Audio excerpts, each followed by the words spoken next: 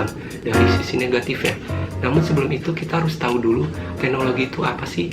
Jadi teknologi ini merupakan hasil karya dan cipta manusia yang dapat mensejahterakan hidup manusia sebagai penggunanya. Dengan menciptakan teknologi dapat mempermudah manusia untuk menjalani dan memenuhi kebutuhan sehari-hari. Penciptaan teknologi yang dilakukan oleh manusia dapat membuat manusia itu sendiri menunda-nunda atau bahkan lupa nih akan kewajiban mereka di dunia.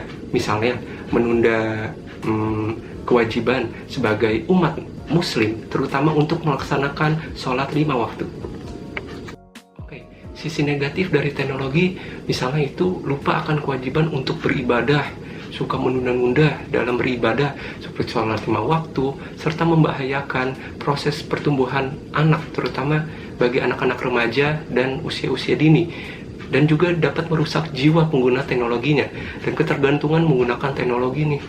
Lalu banyak anak-anak yang sudah kecanduan menggunakan handphone sehingga sudah melupakan aktivitasnya seperti pada umumnya, yaitu belajar. Dan misalkan dahulu tuh anak-anak pada sore hari biasanya sudah pergi ke tempat pengajian atau ke masjid memeluk Iqra dan membaca Al-Quran untuk mengaji. Namun sekarang anak-anak setiap hari, bahkan setiap detik selalu menggenggam handphone. Selain itu terdapat penyalahgunaan nih, yang terdapat pemanfaatan teknologi tersebut atau internet. Waduh, ini bahaya banget.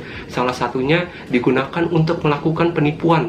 Waduh, serta banyak orang yang mudah mempercayai tentang informasi yang beredar, padahal belum tentu informasi tersebut valid atau benar adanya, yang disebut hoax. Tidak dapat dipungkiri lagi, perkembangan teknologi semakin pesat dan cepat, khususnya teknologi informasi dan komunikasi. Hal ini membuat manusia bagaikan tak terpisah oleh jarak, ruang, dan waktu. Dengan perkembangan teknologi yang kian maju, manusia dapat mempermudah berbagai macam peralatan sebagai alat bantu dan dalam menjalankan berbagai aktivitas untuk memenuhi produktivitas dan mendukung produktivitas.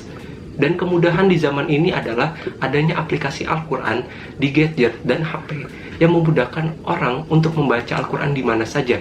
Namun, karena umumnya manusia lebih ingat dan lebih mudah membaca atau membawa gadget daripada mushaf, mengingat gadget ini adalah kebutuhan sih manusia di zaman ini.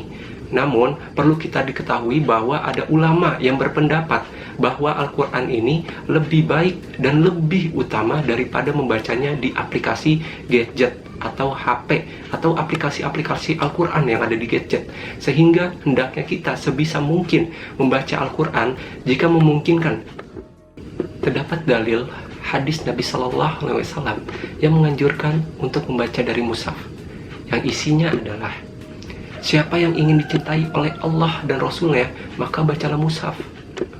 Bahkan Syekh Shalil Al-Fauzan menegaskan jika ada mushaf dan handphone, maka pilihlah membaca dengan mushaf. Beliau berkata, ini termasuk kemewahan pada manusia memakai handphone. Mushaf sangat banyak di masjid dengan cetakan yang bagus. Dalam keadaan ini, tidak perlu membaca Al-Quran dari handphone.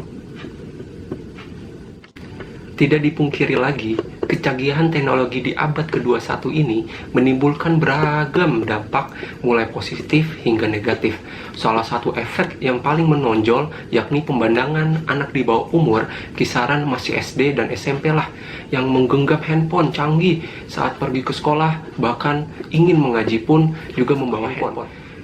Menurut pemerhati anak, Kak Seto atau Setio Mulyadi ini menilai pemberian gadget terhadap para anak usia dini kisaran antara SD sampai SMP bahkan keputusan keliru nih daripada orang tua di zaman yang serba canggih saat ini.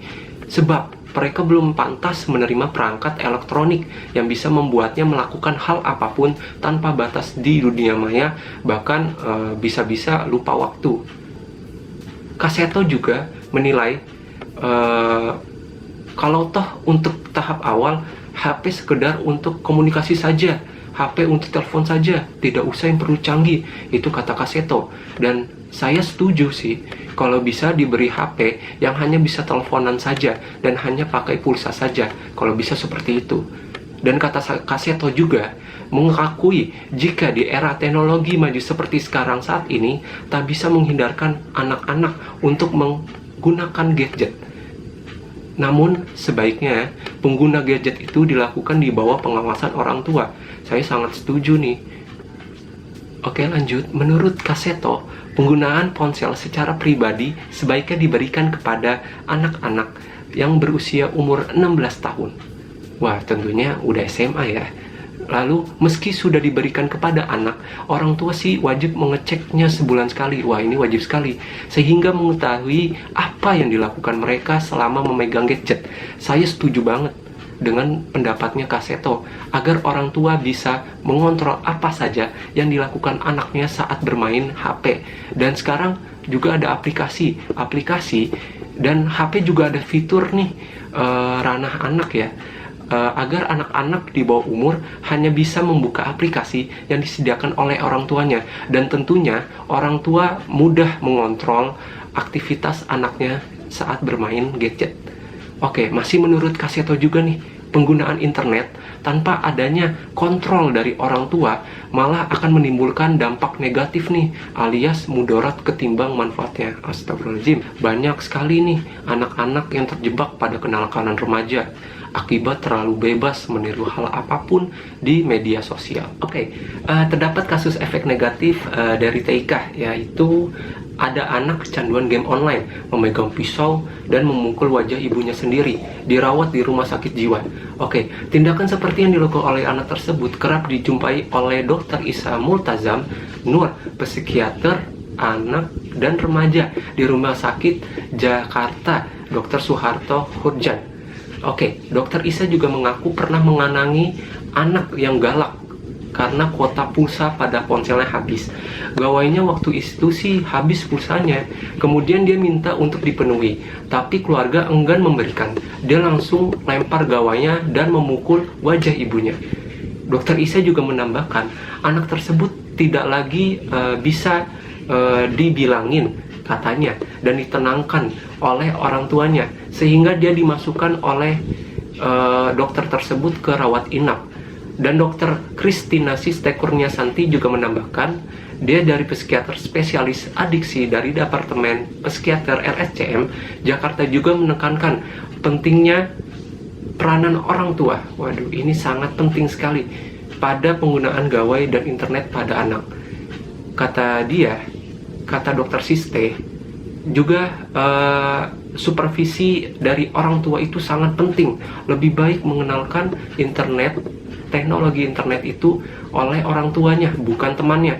Orang tua bisa menetapkan rambu-rambu untuk anak tersebut, seperti berapa lama sih anak paling lama menggunakan internet, dan pendampingnya ketika anak mengakses internet, sehingga konten yang diakses oleh anak juga menjadi terjaga. Saya sangat setuju sekali dengan pendapat dari Dr. Kristina Siste ini. Ini tidak dapat dipungkiri lagi, penggunaan media sosial dan media digital berkembang dengan cepat di kalangan anak muda. Dukungan orang tua dan integrasi media digital dalam pendidikan masih sangat tertinggal, sehingga saatnya untuk mengejar ketertinggalan itu. Karena internet telah menjadi bagian yang tidak dapat dipisahkan dari kehidupan sehari-hari anak-anak dan remaja di Indonesia, utamanya di Indonesia ya. Dan perlu diupayakan upaya-upaya untuk mendekatkan kesejahteraan, kesadaran, pengetahuan, dan keterampilan dalam kaitannya dengan keamanan berinteraksi di internet. Lalu, hal ini dapat dicapai melalui sosialisasi, pendidikan, literasi, maupun pelatihan. Pemahaman penggunaan dan keamanan media digital sangat penting sekali, utamanya dari perspektif anak-anak dan remaja, sebelum merancang program-program informasi tentang keamanan digital. Oke, dampak negatif yang saya jelaskan tadi memang harus diusahakan untuk diubah dan dikaji, dan tentunya semampu kita. Mulai dari hal yang terkecil, dari membaca Al-Quran dari mushaf. Bagi yang bisa membaca Al-Quran, ukuran saku itu lebih baik, karena bisa membawa Al-Quran kemana saja. Namun para orang tua dan guru juga perlu mengetahui dan terlibat dalam program-program keamanan digital bagi anak dan remaja. Pesan-pesan tentang keamanan digital harus berimbang dengan menekankan pada kemanfaatan berinternet bagi pendidikan, penelitian, dan ilmu pengetahuan. Perlu juga dikembangkan cara-cara efektif untuk mengkampanyekan keamanan digital secara online maupun offline melalui segala bentuk saluran media tradisional maupun digital seperti televisi, radio, website, atau media sosial yang sering kita gunakan. Dan tentunya kita harus memandang dan menjadikan internet sebagai sumber informasi yang berharga. Dan untuk memanfaatkan teknologi, khususnya teknologi digital secara maksimal untuk membantu pendidikan, meningkatkan pengetahuan, memperluas kesempatan dan keberdayaan, terutama untuk diri kita sendiri dalam meraih kualitas kehidupan yang lebih baik. Oke, cukup sekian. Assalamualaikum warahmatullahi wabarakatuh.